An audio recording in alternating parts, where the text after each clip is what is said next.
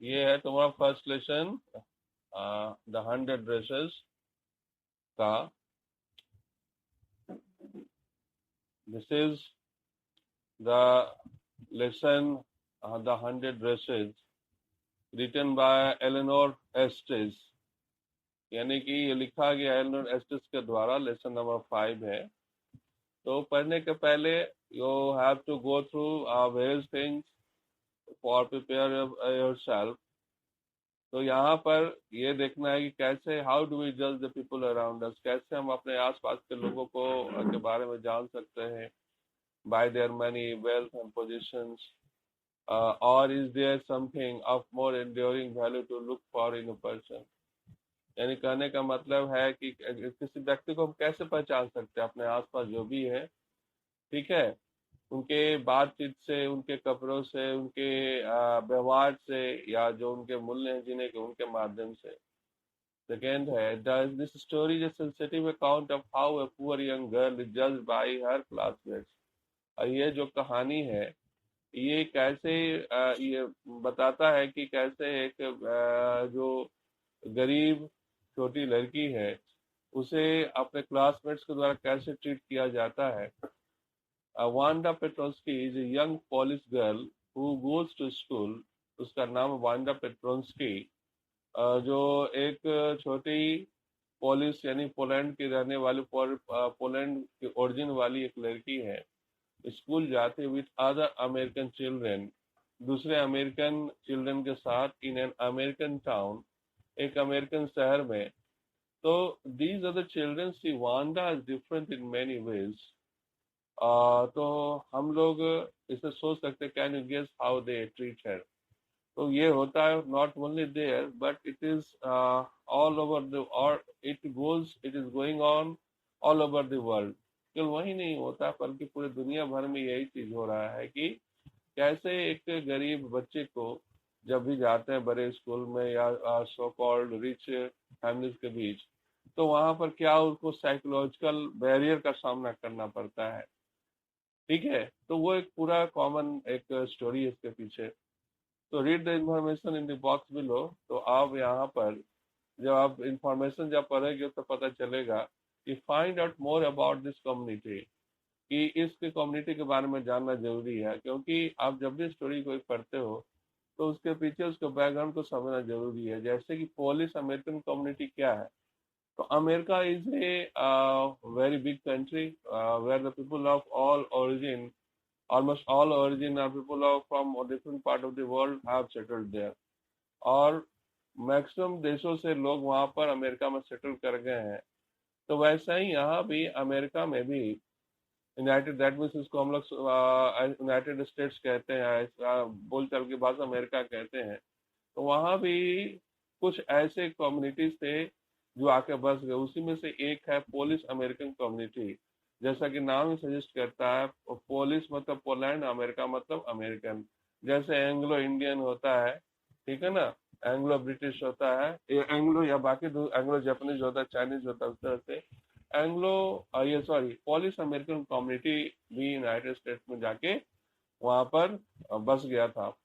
The first Polish immigrants arrived in America in 1608। अब पहला polish immigrants जो थे, यानी कि जो निवासी थे यहाँ पर, इमिग्रेंट्स का मतलब है कि आने वाले, आकर बसने वाले, उनको इमिग्रेंट्स कहा जाता है। वो सबसे पहले 1608 में आए थे। But the largest wave of Polish immigration occurred in the early 20th century।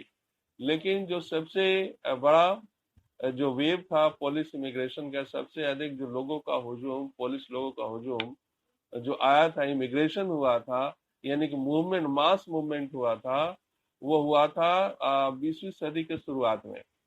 when more than 1 million Poles migrated to the United States। जब लगभग 1 मिलियन से अधिक पोल्स मतलब कि पोलैंड के रहने वाले, जिसको पोलिश भी कह रहे हैं, पोल्स भी कह रहे हैं, तो पोलैंड के रहने वाले जो लोग थे लगभग 1 मिलियन से अधिक, यानी 1 मिलियन इक्वल टू 10 लाख, यानी कि 10 लाख से के आसपास लोग यूनाइटेड स्टेट्स माइग्रेट किए थे, आए थे अपने देश पोलैंड से। So the Polish state did not exist at that time.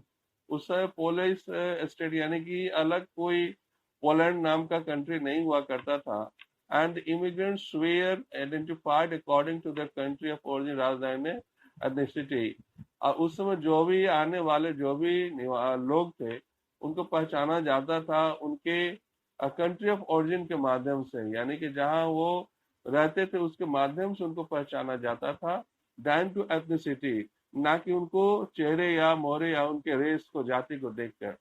तो they identify as Russian Poles, उनको पहचाना गया अमेरिका में रशियन पोल्स के रूप में। German Poles and Austrian Poles या Austria German Russian Poles German Poles since Poles have no particular country, have there no particular country, यानी कि उसमें पोलिस का जो पोल्स जो थे उनका कोई अपना पार्टिकुलर देश नहीं था उनके नाम का, उनके ओरिजिन का। तो कोई रशिया में रहता था, कोई जर्मनी में रहता था, कोई ऑस्ट्रिया का जो था यानी कि वो कंट्री है तो वहां के रहता था, यानी कि इनकी जो आबादी थी इन तीनों देश में फैली हुई थी। So one of the most notable Polish American communities is in Chicago and its suburbs. तो उसमें से सबसे अधिक नोटेबल यानी कि जाना माना पॉलिश अमेरिकन कम्युनिटी जो था शिकागो शहर है यूएसए का, और शिकागो या उसके जो शहरी क्षेत्र वहां पर आने वाले जो थे। So Chicago is sometimes called the second largest police city in the world. और इसलिए कभी कभी कहा जाता था, अभी भी कहा जाता है कि ये दुनिया का दूसरा सबसे बड़ा पुलिस सिटी है, पुलिस शहर है पुलिसों के लिए, पोल्स के लिए। यानी कहने का मतलब इतनी बड़ी जनसंख्या इसके अपने देश में शायद एक ही शहर में है और उसके बाद ये अमेरिका में है। तो नेक्स्ट ओनली टू वार्सा जो पोलैंड की राजधानी है, तो वहां पर आबादी इससे थोड़ी अधिक है, लेकिन शिकागो जो है वो दूसरा सबसे बड़ा पुलिस शहर है। The capital of Poland, Warsaw जो पोलैंड का कैपिटल है वहां पे। तो Polish Americans were sometime discriminated against in the United states.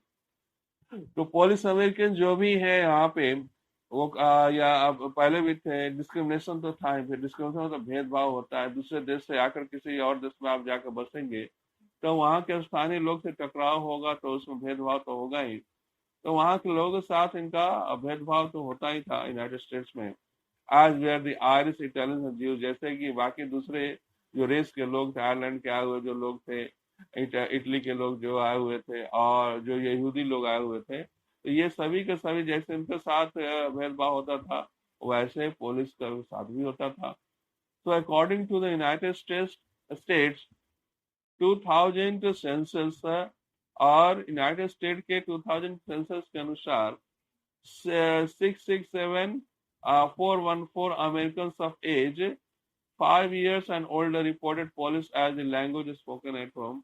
तो ये तो एक डाटा है जो आप नॉलेज के लिए पढ़ सकते हो।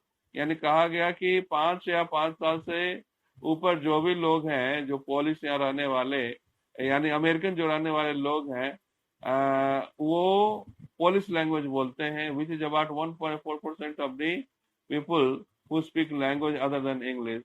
यानी कि यहाँ पर लगभग 1.4% जो लोग हैं वो पोलिश भाषा बोलते हैं अंग्रेजी के अलावे, और 0.25% ऑफ द यूएस पॉपुलेशन, पूरे यूएस पॉपुलेशन का 0.25% जो है वो पोलिश लोग बोलते हैं या वो पोलिश भाषा का प्रयोग करते हैं। तो अभी this is the first phase of this lesson।